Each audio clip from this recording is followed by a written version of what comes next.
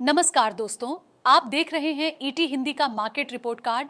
आज हम भारत की एक दिग्गज IT company Tata consultancy services यानी टीसीएस के हालिया तिमाही नतीजों का गहराई से विश्लेषण करेंगे।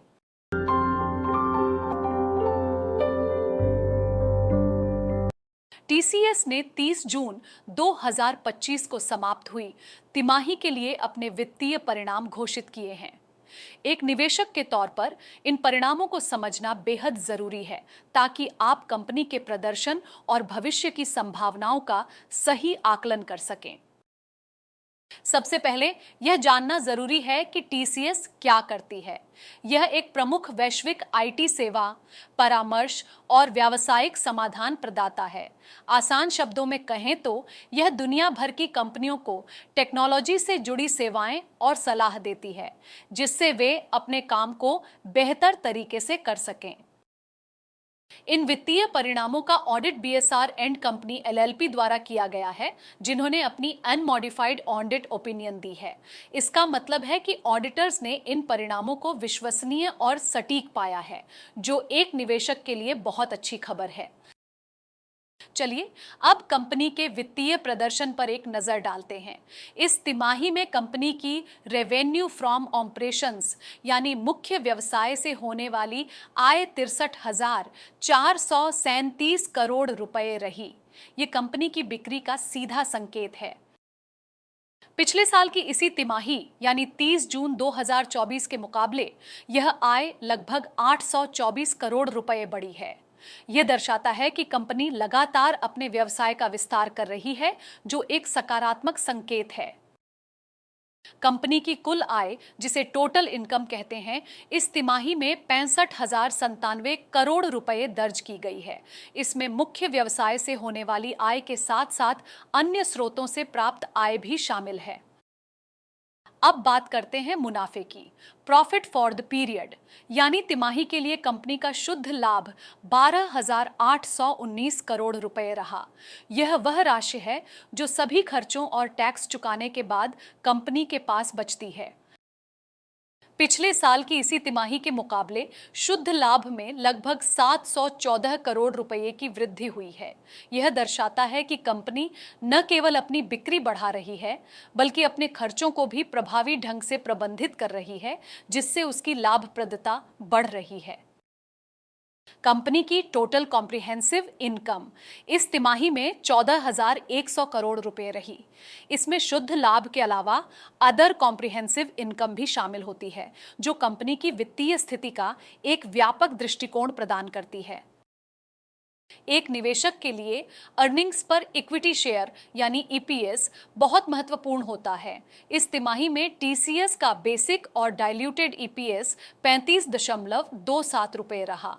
यह बताता है कि कंपनी ने प्रति शेयर कितना लाभ कमाया है। अब बात करते हैं खर्चों की।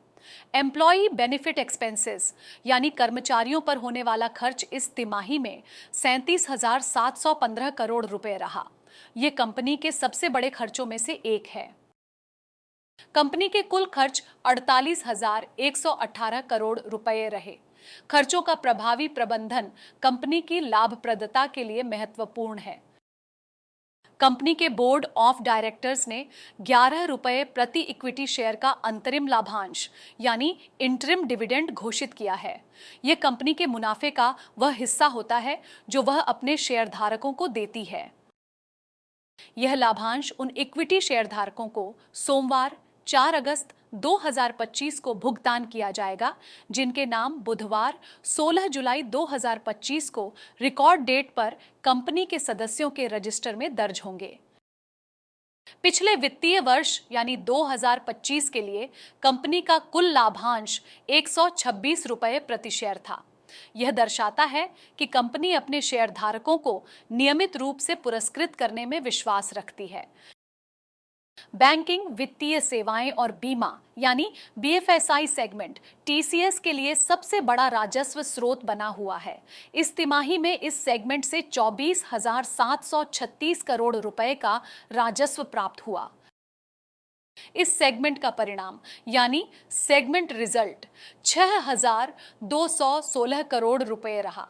यह दर्शाता है कि यह खंड न केवल बड़ा है बल्कि कंपनी के लिए अत्यधिक लाभदायक भी है। विनिर्माण यानी मैन्युफैक्चरिंग सेगमेंट से इस तिमाही में 6,401 करोड़ रुपए का राजस्व आया और इसका सेगमेंट रिजल्ट 1,998 करोड़ रुपए रहा। उपभोक्ता व्यवसाय यानी कंज्यूमर बिजनेस सेगमेंट ने 10,155 करोड़ रुपए का राजस्व दर्ज किया, जिसका सेगमेंट रिजल्ट 2,799 करोड़ रुपए रहा। संचार, मीडिया और प्रौद्योगिकी यानी communication, media and technology segment से 9,436 करोड़ रुपए का राजस्व प्राप्त हुआ और इसका सेगमेंट रिजल्ट 2,655 करोड़ रुपए रहा। जीवन विज्ञान और स्वास्थ्य सेवा यानी life sciences and health care segment ने 6,422 करोड़ रुपए का राजस्व और 1,574 करोड़ रुपए का सेगमेंट रिजल्ट दर्ज किया। अन्य सेगमेंट से 6,287 करोड़ रुपए का राजस्व आया और इसका सेगमेंट रिजल्ट 1,633 करोड़ रुपए रहा। यह दर्शाता है कि कंपनी के पास विविध राजस्व धाराएं हैं। ये परिणाम कंपनी की वेबसाइट, साथ ही बीएसई और एनएसई की वेबसाइटों पर भी उपलब्ध हैं। यह जानकारी की आसान पहुंच सुनिश्चित करता है। संक्षेप में, टीसीएस ने इस तिमाही में मजबूत वित्तीय प्रदर्शन दिखाया है, जिसमें राजस्व और लाभ दोनों में वृद्धि हुई है। यह कंपनी की स्थिरता और विकास क्षमता को दर्शाता है। एक निवेशक के तौर पर आपको यह ध्यान रखना चाहिए कि कंपनी का विविध सेगमेंट पोर्टफोलियो और लगातार बढ़ता मुनाफा इसे एक आकर्षक निवेश विकल्प बनाता है। लाभांश की घोषणा भी शेयरधारकों के लिए एक अतिरिक्त लाभ है। हालांकि किसी भी निवेश निर्णय से पहले आपको हमेशा अपनी खुद की रिसर्च करनी चाहिए और वित्तीय सलाहकार से सलाह लेनी चाहिए। तो दोस्तों, यह था टाटा कंसल्टेंसी सर्विसेज के तिमाही नतीजों का हमारा विस्तृत विश्लेषण। उम्मीद है आपको इससे अपने निवेश निर्णयों में मदद मिलेगी। अगर आपके कोई सवाल हैं या आप किसी और कंपनी के बारे में जानना चाहते हैं तो हमें कमेंट सेक्शन में जरूर बताएं। इस वीडियो को लाइक करें, अपने दोस्तों और परिवार के साथ शेयर करें और हमारे चैनल को सब्सक्राइब करना न भूलें ताकि आप ऐसे ही महत्वपूर्ण वित्तीय विश्लेषण से अपडेटेड रहें।